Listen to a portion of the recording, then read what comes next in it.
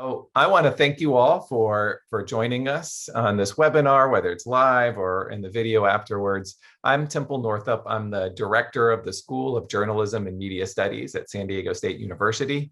And I am super excited about this webinar and our guest today. As just a little bit of background, this is the third in a series of webinars we're doing with the Pulitzer Center, looking broadly at stories of immigration and migration. We launched this series as a way to lead important conversations related to those topics, which garner a lot of attention in the US. But we also wanted to add depth to those conversations by moving beyond just our immediate border and to consider migration and immigration globally, understand why it's happening and the impacts of that on the individuals and at a larger level. And then, of course, as a school of media, we are very interested in how those stories are being told. And to that end, we have two incredible photojournalists with us today, Danielle Villasana and Amrita Chandradas. We will get to see some of their incredible work that they did on the Women on the Move project, which is in National Geographic right now. And I have to say, this is a truly global panel. Danielle is in Istanbul and Amrita is in Singapore, where it is 3 a.m. So she obviously wins the award for most dedicated for being up, either not going to sleep or waking up. I don't know. She'll have to tell us at 3 a.m. Throughout the webinar today, feel free to drop in comments or thoughts in the chat box. There's the Q&A. We'll have a lot of time after they present where we can really have a discussion and a conversation about this work. So before I turn it over to them, I want to quickly turn it over to my colleague at the Pulitzer Center, Holly Pfeifenberg, just for her to tell you a little bit about their involvement and what they do. Hey everyone, so I'll make this brief because I know you're not here to hear from me, but the Pulitzer Center, we're a nonprofit journalism organization. We support over 170 reporting projects per year. And so in addition to supporting that journalism, we also make sure to extend that outreach to education. So with K through 12 classes, college classes, and public events like this one today. So if you want to learn more about the Pulitzer Center, I'll throw a link in the chat, but we just want to say we're so glad that we get to work with journalists like Danielle and Amrita, and really excited for you to learn more about the amazing work they do. So I will go ahead and turn things over to them. Aw, thank you so much, Temple and Holly. It is such an honor and pleasure and privilege to be here with all of you today. And thank you to San Diego State University, as well as the Pulitzer Center. Holly, you said people aren't here to hear about you, but I would beg to differ. We wouldn't be here without the Pulitzer Center. So very important. But yes, as mentioned, my name is Danielle Villasana, and I am honored to be here with my colleague and fellow photographer, Everyday Projects photographer, Amrita Chandradas. We are, let me get this started here. So, yes, my name is Danielle Villasana, as mentioned. I'm an independent photojournalist, but I'm also on the community team of the Everyday Projects. And the Everyday Projects is a global community all committed to using imagery to combat harmful misperceptions and to rise above persistent inequality, both within the visual media industry as well as beyond. And 8 women photographers from the Everyday Projects came together to work on a documentary project about the impact of migration on women worldwide. So this is the 8 photographers, and I am here and Amrita's here today, but an incredible team. And the name of our project is Women on the Move. And as Temple mentioned, it spans an incredible amount of countries, from Singapore and Honduras to South Africa and Yemen. Our project spanning nearly 15 countries in terms of the communities that we documented around the globe shows the massive scope of how social, economic, political, and climate issues, among others, are affecting women and pushing and pulling them from their homes and their home countries. And this is just a sort of overview snapshot of all of the communities that we covered, all of the countries that we covered, and the incredible scope that our documentation covered around the world. And as Temple mentioned, our project was published in National Geographic in the February print issue, as well as online, so you can still check it out online. Can't believe it is already March, but maybe you can find a February issue out there somewhere. Again, this is some of the pictures of the spread, and then of course our Instagram. And so why is this issue important? Why did we decide to focus on this issue? Well, the UN estimates that more than 1 billion people today are migrating across international borders. And this is everything from climate change and war to poverty and inequality. Women are disproportionately affected by the major issues facing our world today and are on the go more than ever. Despite these circumstances, women are often the first to respond to a crisis and play vital roles as caretakers who sustain and rebuild their families and communities. But, of course, they don't always receive equal benefits as men for doing so. So, for example, though women moved half of the world's remittances in 2016, it took a greater percentage of their income, as women typically earn lower wages than men. So of course, the issues that we typically see in terms of gender inequality also plays out when migrating. According to UN Women, many of women's specific needs as migrants and refugees aren't always being properly met by policymakers. And this, of course, is alarming because half of the world's refugees are women and girls. Women in displaced situations outnumber men, and their hardships often worsen over time. So this was a really big issue that we wanted to look at and not only explore, again, the push and pull factors, but oftentimes we think of migration as, moving from point A to point B, and it's just the journey, and it's, simple, and it's, mostly on the US-Mexico border, but that couldn't be more, I mean, I don't want to say that's untrue. Of course, that's very true, but migration is such a complex issue. And in fact, people are faced with push factors for years before maybe they decide to leave their country. And then the journey that they face can often take years at a time. And then, of course, the challenges that migrants face with assimilation once they reach the destination country, with xenophobia or lack of access to employment opportunities. So through our global project and through all of these different perspectives of 8 women photographers from the Everyday Projects, we really wanted to tackle this complex issue and show all of the different layers. So my project, which I'm going to talk about today before Amrita takes it over to talk about her project, is one that focused on Honduras, Central America, and Mexico. So while Latin America is the deadliest region in the world for trans women, with 80% of trans homicides occurring here and most women not living past 35, my project focuses on how Central America's endemic violence, compounded by transphobia, pushes many trans women to flee this region north towards the United States and Mexico.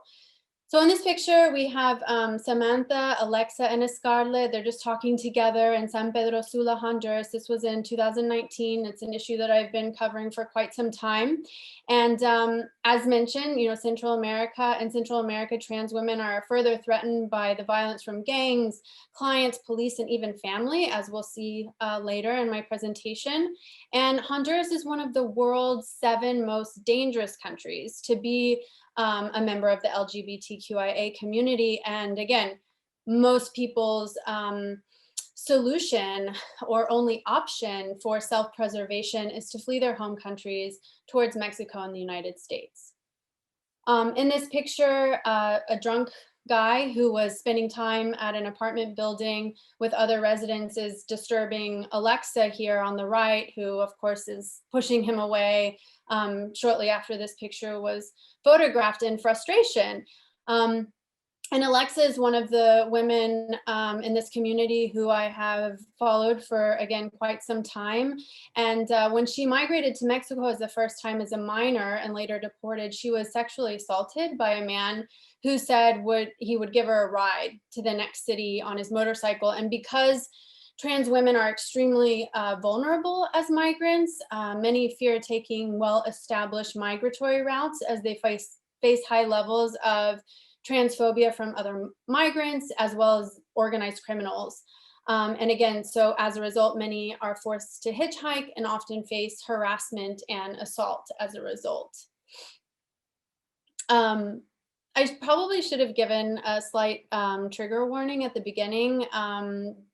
I think, some of the content that we're discussing is a little heavy. So just keep that in mind. If you need to take a second to step away, that's totally fine. But in this image, this again is a photograph of Alexa. This was almost a year later after that other picture was photographed. And here she's waiting on a stretcher with her friends and family outside of a hospital in San Pedro Sula after breaking her leg, running from a client who tried to assault her. And here's an example of how transphobia works. Even though her friends initially took her to a public hospital to try to get help, they turned them away, saying they were dressed inappropriately. So that's just one of the many ways that transphobia continuously affects trans women in this region. But alas, at the end of last year, in 2020, Alexa ended up joining a migrant caravan leaving Honduras, despite the fact that the border between the US and Mexico was closed due to COVID-19.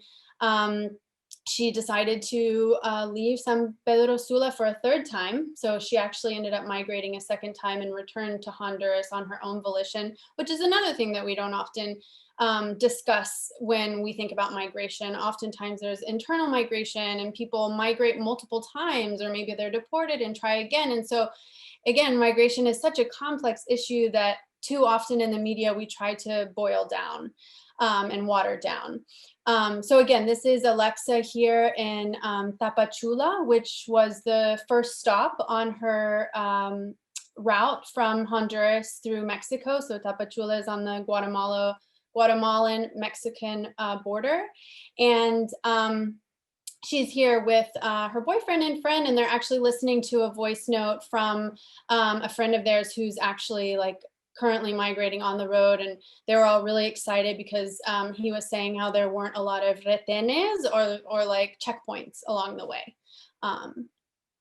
And here she's sitting in a river in Tapachula, just sort of buying time. And she said to me in an interview, people weren't even paying 1 peso, she said, of the economic fallout from the COVID-19 pandemic in Honduras.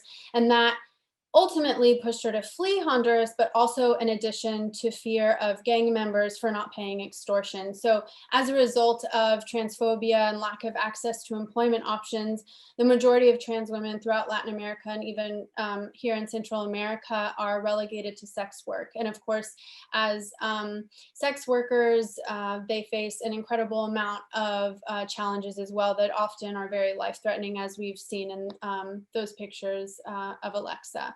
So she ultimately fled Honduras for the third time. And sitting with her in Tapachula, here she's speaking with some women who had just arrived from El Salvador. And, she was telling me about all of her friends back in Honduras. This one is in jail now. This one was probably murdered. We looked for her. We couldn't find her anywhere. Yeah, she, had it in with the gangs. I mean, rattled off a list of at least 6 or 7 people who have faced challenges with the COVID-19 pandemic sort of exacerbating things. So we see that as well within the migrant community, how COVID-19 really affected people on an even deeper level. Here is a picture of Catalea's legs. Catalea is another woman I followed, and we're going to see more pictures of her after this. But I wanted to start with this one because this was actually one of the first images or set of pictures I photographed of Catalea as she's being reviewed by a forensic staff member at a police station in Honduras. She was already planning to migrate due to threats and mistreatment from neighbors and family members, but shortly before leaving, her brother beat her up, fracturing her collarbone. And she said, "He tried to kill me several times, but I finally achieved my goal of fleeing like a fugitive in the night without light." And so she left a few weeks after that. And here's an image of her on the phone with her sister who lives in Honduras. She's calling her from an apartment in Tapachula, Mexico that she shared with other migrants who are in this image here. And she was planning, or was planning, has made it to the US-Mexico border in the city of Tijuana. And she said, "In Chiapas, I no longer felt safe because of so much discrimination, so much phobia, xenophobia toward me, so much disgust, including attempted threats." And so even in Tapachula, a city in Mexico, it's not Honduras, it's not Central America, even in Mexico, she has continued to face discrimination and life-threatening challenges, even when it comes to law enforcement officials. So this is her on the bus. She looks out of the window, again, during her journey from Tapachula to Tijuana on the US-Mexico border. And the days-long trip was interrupted 20 times. I was there with her, so I counted every single time. It was 20. We got stopped 20 times by immigration officials, police, and other law enforcement personnel. So yes, it was a relief for her when we arrived to Tijuana finally. Here's a picture of Catalea walking along the shoreline of Mexico after taking a raft across the Suchiate River between Mexico and Guatemala. And here she's waiting to enter the Mexican Commission for Refugee Aid. And she said, when we finally made it to Tijuana, she said, "I am where I wanted to be. When I saw the letters of Tijuana, I thought, finally, I'm out of Tapachula." And again, it's because she had faced so much discrimination in Tapachula as well. So again, this is a months-long process we're talking about. It wasn't, it didn't happen overnight.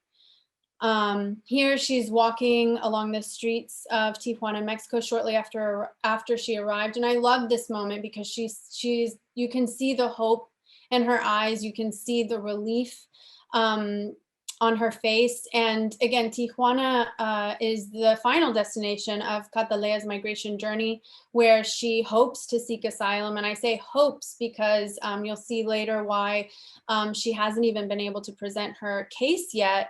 But shortly after arriving to Tijuana, she received a number. It's called a metering process. I'm sure many of you as journalism students are familiar with this, but she received a number that effectively put her in a waiting line. And this was in late 2019 when she got the number. This is an image probably on the same day. And I love this picture because it reminds me of something that she said. She said, "Migrating has taught me how to be a liberated person, not to be a bird trapped in a cage, to leave everything behind in the past, to move forward. God has given me so much strength." So this is, again, a picture of the number that they received. It's literally written on a small piece of paper. And these are the hands of Luis, who is a friend of hers who she met, of course, that day when they got the number together. And he is a migrant from El Salvador, also fleeing violence as a result of being a gay man in El Salvador. And so they actually received the same number on the border when they went to present their asylum case or asked to be put on the waiting list. And he keeps it safe for them because they still have yet to be called.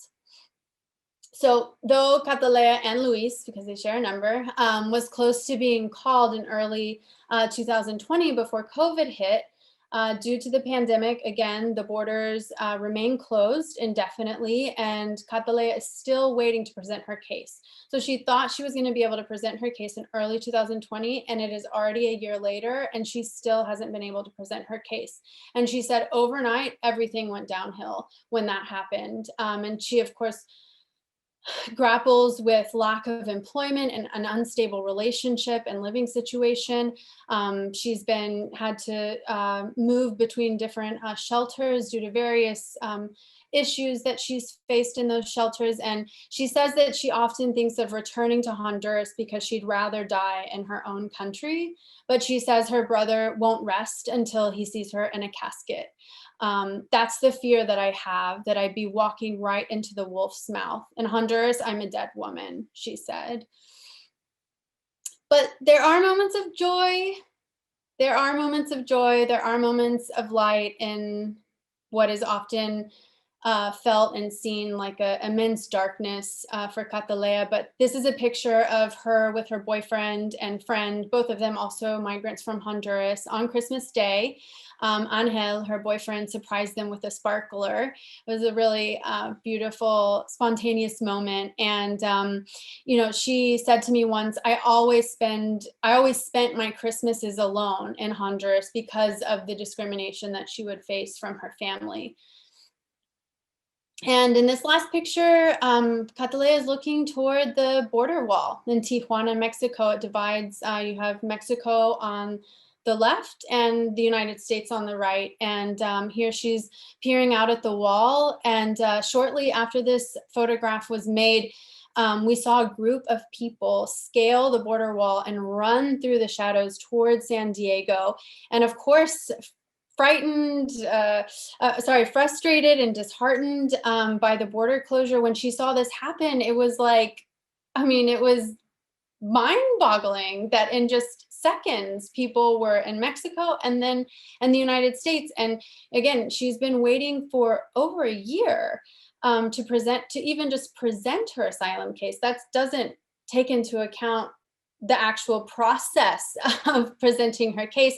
And so, of course, after watching this incident unfold before her, she said, I want to do it too. In 3 steps, I'm there. But of course, she is still waiting. So only time will tell. And with the new administration, of course, there are so many questions around how policy, immigration policy within the United States is going to change. So until then, Catalea is still waiting in Tijuana. And now we have Amrita Chandradas to talk to us about her story. Thank you. Thank you so much, Danielle, for the very powerful and insightful work. So I'm Amrita Chandradas, and I'm a documentary photographer from Singapore. And my work mainly focuses on identity, environment, and social issues. So for the Net Geo project, a part of my work actually looks deeper into the migration of Vietnamese women who are traveling to Singapore with their strong intention of marriage on securing a better future for themselves.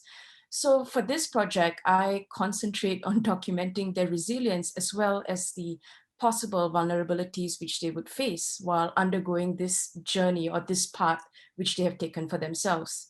So yeah, next slide, Danielle. Thank you. And so in this slide over here, you can see Hằng, who is actually in her mid-30s. I actually shot this in Ho Chi Minh City. So most of my project was shot in Singapore as well as in Ho Chi Minh City, because that's where most of the transnational marriages between Vietnamese women and Singaporean men are actually taking place. So in this instant, Lai Hằng is sending her daughter to school, and she's in her 30s, she's a recent divorcee, and she's revealed to me that being of a divorcee status is quite of like a taboo, and she's been unable to find a husband for a very long time. And her reasons of finding a husband is to secure a better future for her daughter. And, you know, there is this impression that, you know, Singapore is a country which has transformed from third world to first world. And there's this like picture which is built in a lot of the other Southeast Asian countries counterpart, that Singapore is this financial hub, and if they were to move over, that they would have a much more better future for themselves. So, you know, like that phrase where they say the grass is always greener on the other side. So yeah, the next one. About 50,000 Singaporean men in the past decade have married foreign brides hailing mainly from Asia.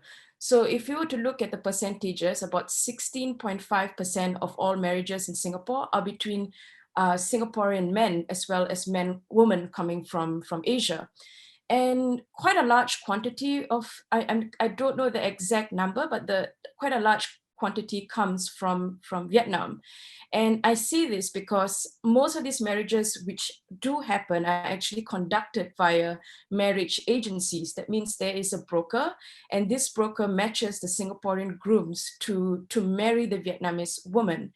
And most of these marriage agencies tend to concentrate on brides from Vietnam in the past, like maybe 10 to 12 years. So in this picture, which you see over here, is an agency called True Love Vietnam Brides. And the owner of this agency is called Mark Lin, and he has been conducting this business for like 20-something years. And how it works is that either woman, the Vietnamese woman, if they have the means to travel to come down to find a groom for themselves, they will do that. So in this picture, we have two Vietnamese brides on the extreme left who are wearing in white, who have been on a short-term visa. So that means they'll have to secure their match within a month. And if they don't, then they will have to go back home. And to come back again is really difficult because most of them would have taken up a lot of their savings in the hopes of trying to find a Singaporean groom. And if that match doesn't happen, or if the Singaporean men don't find a match in the offices in Singapore, then they actually fly with the agent to Vietnam, to Ho Chi Minh City, to meet like other women within the city itself. And that takes at least like a couple of days. And most of the men pay up to like 12,000 Singapore dollars, which is about 9,000 USD, if the match is actually successful. So as you can see over here, this is a marriage which I took in 2019. And it's the marriage of the bride Mai Hong and Kimmy Lim. So they have only met for like 2 months and they decided to get married right away. But in this case of their marriage, for Mai Hong as a Vietnamese bride, she comes from a family which is pretty all right. And, her entire family was flown into the wedding. They got married at Shangri-La. It was very supportive. And as a couple, like, they seemed quite stable. Of course, I'm not so sure if there was other like stories of tension and whatsoever, but from my experience of interacting with them, it seems that they were very comfortable with each other, and they have a son today. So in their marriage, I've seen a lot of support, but that sort of support does not happen with every other transnational marriage, which happens via the within the broker route or the agency route. So yeah, next image, Danielle. So in this is an image of which I made at the Botanical Gardens of Singapore, which is another couple who had also just gotten married. This was towards the end of 2019. And this is literally 5 minutes after the ceremony was done. And it's the marriage of Tu Yen, who also comes from the southern part of Vietnam, to Tony, who is in his 40s. And Tu Yen was, she's a recent divorcee, and none of her family was present. She left behind her 5-year-old son, who had no idea that she was going to get married to a Singaporean man. And it was a relationship which was marred with a lot of problems because Tony was unemployed. And if your husband is unemployed, you are going to have a lot of problem like staying on in Singapore, and this ability to stay on and to work and secure a better future for yourself tends to be quite unclear. So in this case of Tu Yen marrying Tony, he was unemployed for about 1.5 years, and she was really clear, like from the beginning, that I'm marrying Tony because I want to secure a better future for myself and my family. And for Tony, it was a lot more about companionship. However, not all the transnational marriages or the marriages between Vietnamese women and Singaporean men are only via the agency route, okay? So a lot of the women whom I've also met, whom I've just happened to come across via a couple of the churches in Singapore, have met their husbands via online or even face-to-face, because Singapore is not really far from Vietnam. If you get a flight, it's about 2 to 3 hours away, and we have, well, this is before the COVID period, we probably had like 5 to 6 flights during the day. So, for people to come back and forth, it was pretty easy. So in this church, it's pretty supportive. Women have sort of found each other. They've, besides finding each other in prayer, they've created a sense of community, because a lot of these women who come down, they feel very isolated and alone. So the church provides them like a very safe space where, they can find a common language with each other. And in this case, they take up like English classes and makeup classes and cooking classes to bond with each other. And the church also offers like free counseling sessions for a lot of them who might have, just like any other married couple who have problems in their marriages. So their story tends to be really different. And a lot of these women actually come from the northern side of Vietnam. And they get really surprised when I tell them about how there are women from their country who are getting married via the agency route. So, I feel like when I talk about this topic of migration or via transnational marriages, the issue is quite complicated. There are many different reasons why they choose this pathway to come over to Singapore. Yeah. So as you can see, them bonding via, makeup classes, and it's a completely, I feel like I've met women in two different situations, where women who have complete support of their community, and then women who are very alone and isolated and don't really know their rights, don't really know much about the law because English is not their first language. And, there's this inability to communicate. So when they have this inability to communicate, they are afraid right away to seek out what is best for themselves should they be in a marriage which is a troubled one. So in this case, I photographed G Tran, not her real name. And she was caught in a very abusive marriage, and emotionally abusive marriage, where her husband was having many different affairs. However, she could not leave her husband until now because she's afraid that she might lose custody of her children. And how this works is I'm just going to very quickly explain the different residency statuses. So first, when a woman travels, a Vietnamese woman travels to Singapore, you're on a short-term visa. And then when you get married, that transfers into a long-term visa, which actually permits you to stay on in the country for up to 3 years. But that is dependent on your husband's employment status and his savings, and if he wants to renew your visa. So a lot of these women who have married Singaporean husbands are on their long-term visas, and that has to be renewed every 3 years. If they want to progress to the third category, which is the permanent residency visa, that means that gives you voting rights and you might not be too worried in losing the custody of your kids. Unfortunately, that's very difficult because according to statistics, 9 out of 10 permanent residency applications do get rejected. And G Tran was someone who kept applying again and again, but never got her permanent residency visa. And, she still remains in fear if she were to divorce this man, would she be able to hold on to her children? What would her future be like? So yeah, next. And also a lot of the Vietnamese women try not to get divorced because, again, that's another stigma in the society. Like if you get divorced, like that's seen not to be a good aspect in the culture. And so they try their best on their end, on that, cultural sort of like stress, that they try not to go through a divorce because, a lot of them get stuck in what should I tell my parents? What am I going to tell my family back home? So there's so many different reasons why some of them they have this inability to get out of abusive marriages. So in this case of Lan An, her case is a successful one, and such cases don't come by very easily. So she was in an abusive marriage. She managed to get the help of the church, and who backed her up to fight the case. And she received custody of a child, managed to get a rental flat, a job, and finally secured a permanent residency visa for herself.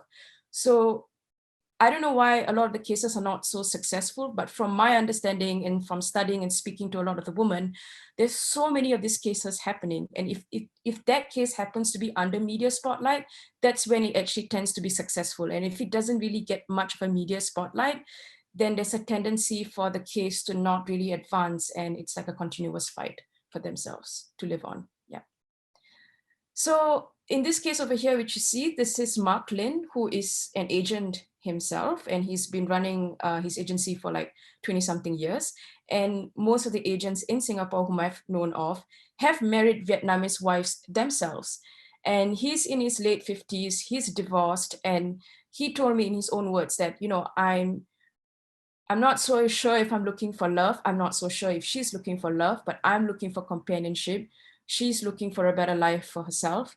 In that way, we really work well together. And she also serves to be a translator, you know, when I have Vietnamese women who are coming over to the agency looking for a Singaporean groom.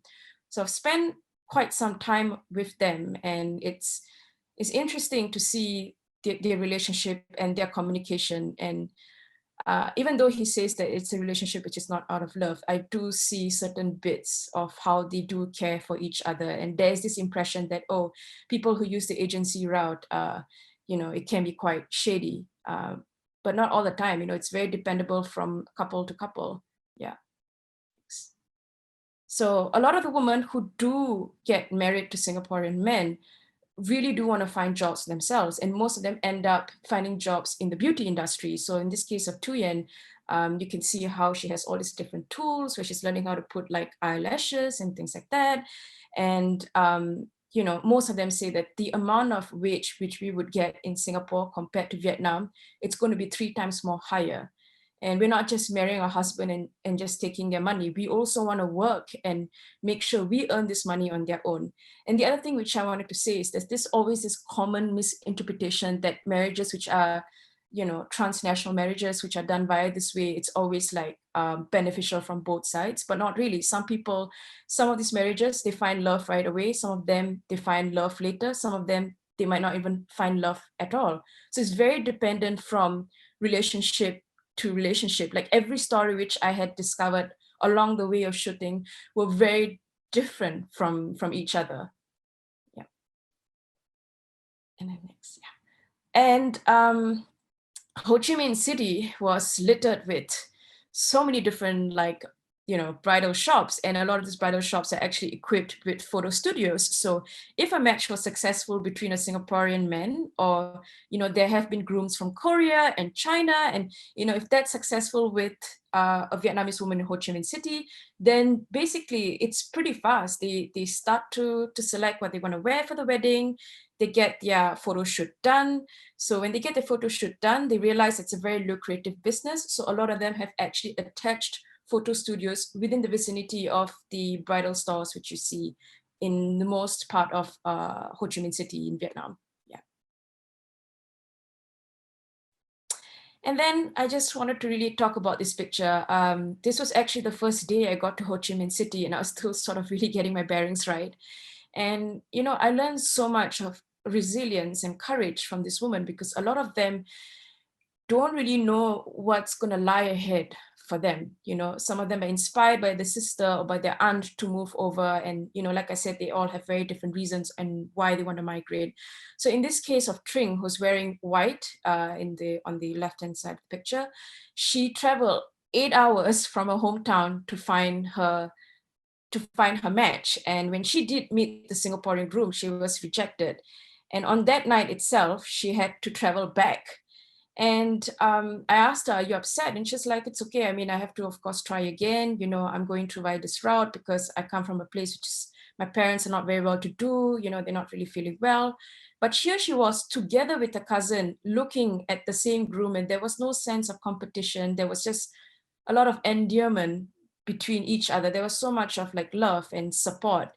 And at the same time, my heart felt really heavy that the match didn't work out for her. But I also want to let people know that in the recent years, a lot of agencies have been shut down because, you know, they have promised marriages, but in the end, it does not actually result in a marriage. And, you know, women actually find themselves being trafficked over for sex work in other countries. So that's another chunk of a story, which is very complicated. And this is what I mean by a lot of women taking up the risk, not knowing what actually lies ahead for them.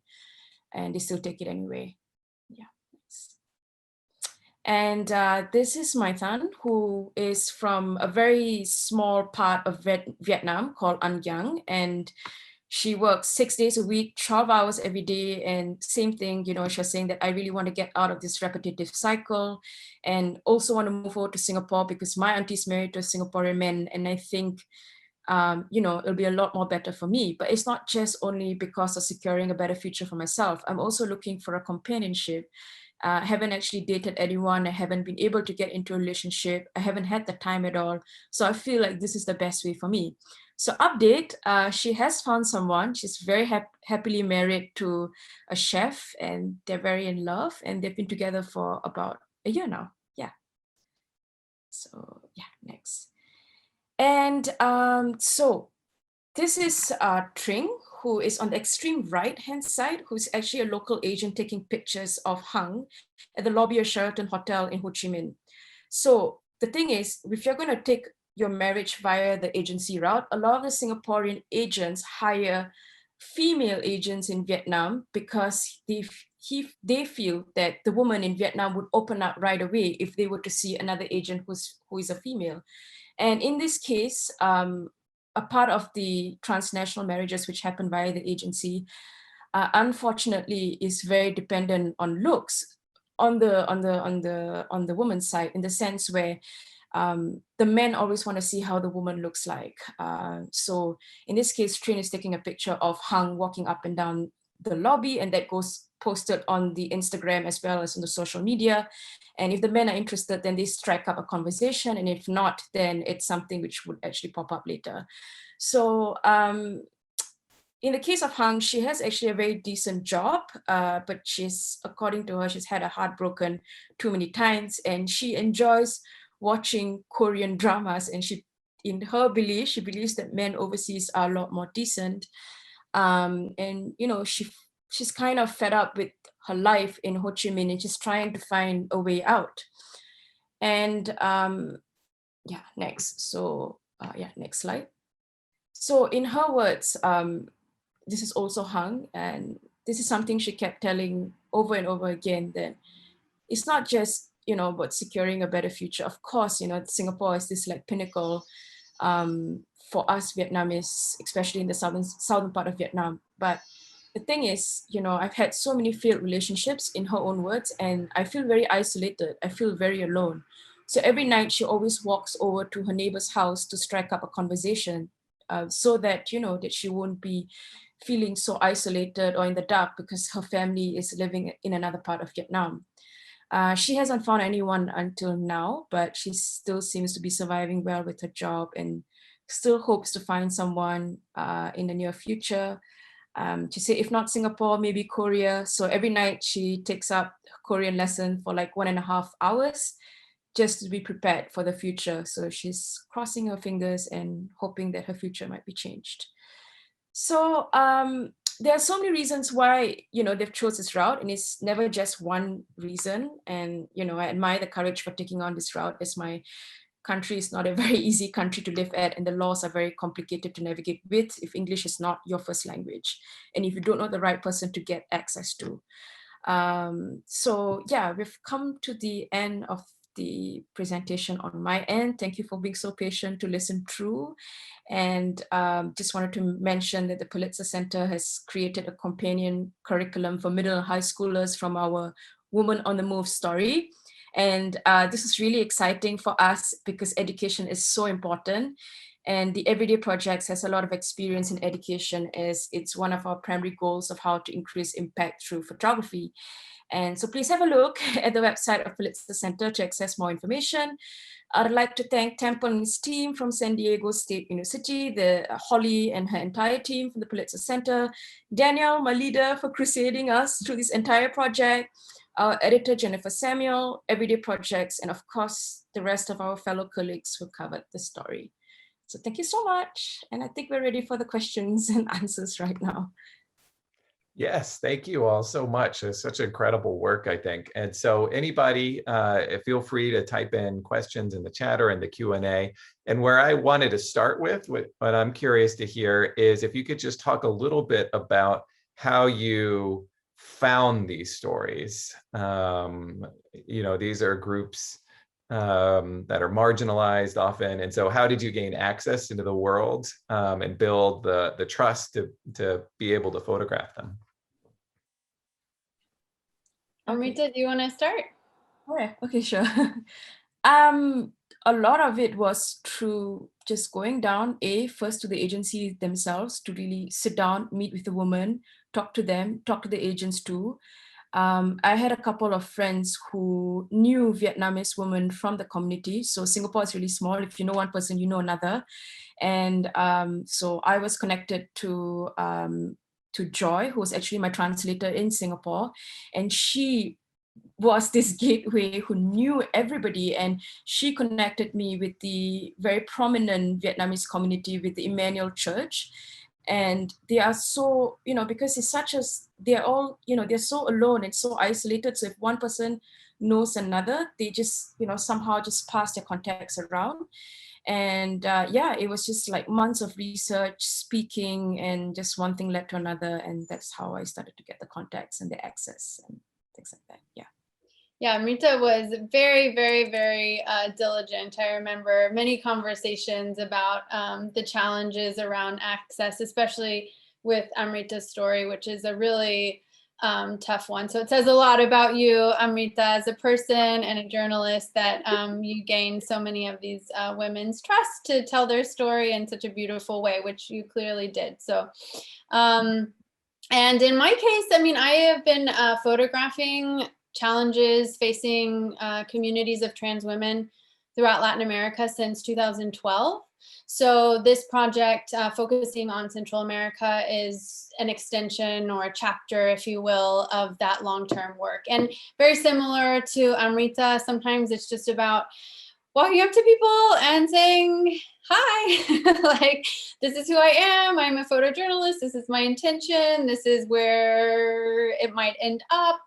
And just building those relationships over time through a lot of time, basically just a lot of time. So yeah, thanks Temple for the question. Yeah, so here's another question. For both of our wonderful photojournalists, do you have a clear concept for the shape of the projects beforehand, or do you go in with a broad idea and then watch it form and crystallize after you have those powerful photos?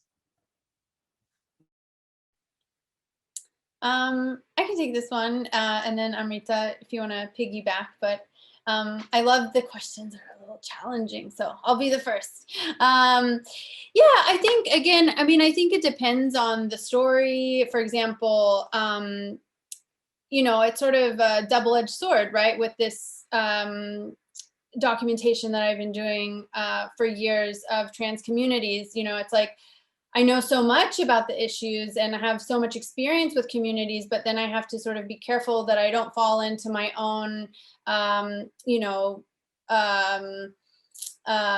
what's the word, like already thinking that something might exist when it doesn't. And so always trying to remain open and vulnerable myself and a listener.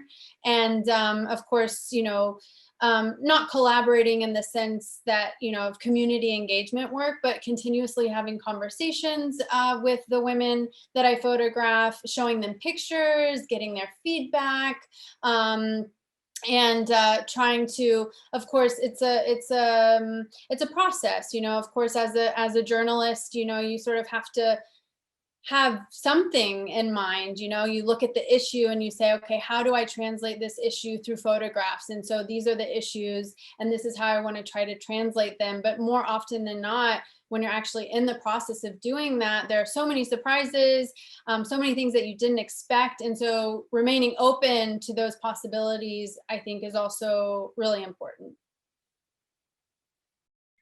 Yeah, I would agree the same, because for me, access was very difficult because I'm dealing with the issue which is very intimate. And on my side, I was shooting this for like the first time. So I have seen these agencies, I have known of the woman, I know how it sort of works, but I had to really remain open and just, move as it goes along to see, who was willing to share, who was willing to open up, because, ethically you have to follow ethics. If someone says no, they're not comfortable, you can just feel it, right, in your gut, that then you just like take a step away and be like, okay, no, because no picture is worth somebody else's like discomfort, in my opinion. So I went in that route because I was like, okay, I don't know, I'm just gonna have to just keep going, talking to them, and then seeing how they feel. And if they're open, if they allow me, then I would just go along with it. And if they're not, then I would just stop over there. So it was really always like on the move, on the go. I think, Danielle, you know this, I was like always like texting her, oh my God, I'm in this situation. So yeah. I have another question that I think would be interesting for our students and anyone in journalism, which is, when you're telling some of these stories, especially with marginalized or oppressed people, how do you, and you're spending a lot of time with them, how do you sort of take care of yourself when you see people who are suffering, for a variety of reasons? I think that would be very impactful on you. And so how do you sort of detach yourself? I don't know if that's the right way to frame it, but how do you, sort of mentally take care of yourself when you're telling these stories? All right, so I usually, I won't say like I detach myself, because I think it's impossible to do that when you're so involved in their lives and in the stories, and when you actually really feel and try to put yourself in their position. But of course, it'll never be the same situation. I think at the end of the day, to take care of your mental state of mind and what you see and what you witness, it's very important to talk to someone else who might actually understand what you're going through. Be it a fellow colleague, be it a very close friend, just to, not say unload, but just to explain that, this is what the situation is, this is what I've witnessed. And I think those discussions are really important, because if you're going to keep carrying that inside you, at some point it's just going to cause a very emotional distress on yourself. So you need to learn how to have a little bit of an outlet over there, and also, in the long future, also see what you could possibly do for the community, especially if it's a very long-term project, like in this case. So I think Danielle could probably say more. So, yeah, piggybacking off of that was a perfect segue, because that is sort of what I wanted to mention, because I agree. I mean, having someone to talk to and having an outlet, it's really important to take care of yourself, because if you are not, okay, you can't do your work, and you don't want your work, something that I'm sure we all choose to do because we love it and it's in our heart. We don't want that to become a source of pain or worse than that. But I think oftentimes those feelings that we have as journalists comes from the fact that we do want to change things. We want to have positive impact. We want to change these issues that we see for the better. And oftentimes it feels like a photograph or story just isn't enough, even though, of course, you're raising awareness through that. But at least for myself, I've grappled with those feelings of like wanting to be able to do more and feeling limited in my role as a photographer or photojournalist. And so I think that's why always sort of thinking about what you can do beyond just publishing a story is so important. And so again, as Amrita mentioned, we're so excited to be able to partner with the Pulitzer Center on this project to create curriculum around these stories. And again, I mean, there's an infinite amount of ways to sort of use photography in a way that creates more social impact. Again, the published image is very important, but kind of thinking, what can we do beyond that, I think is really important. Thank you. And it's amazing. We're almost out of time. So I want to finish perhaps with a question, again, thinking about our students, which is, what advice do you have somebody who's really inspired by your work? They want to be photojournalists to tell important stories like these. What advice do you have to aspiring journalists and photojournalists in particular? There is so much advice to give, but I think one thing that has really continuously motivated me, despite the rejections despite the no's from editors, or even worse, no responses, or applying for the millionth time to a grant and not getting it. What I always try to remember is that I'm doing these stories because they matter to me. And as long as they matter to me, then that is all that really counts. And anything else is a bonus. And also not taking things personally. Like, we're so connected and so invested in our hearts with the work that we do. And oftentimes those rejections can feel personal, especially when it's about an issue or a story that you really care about, because you're like, but this is so important. Why don't you want to publish this? Why don't, you know, it can be really frustrating and painful.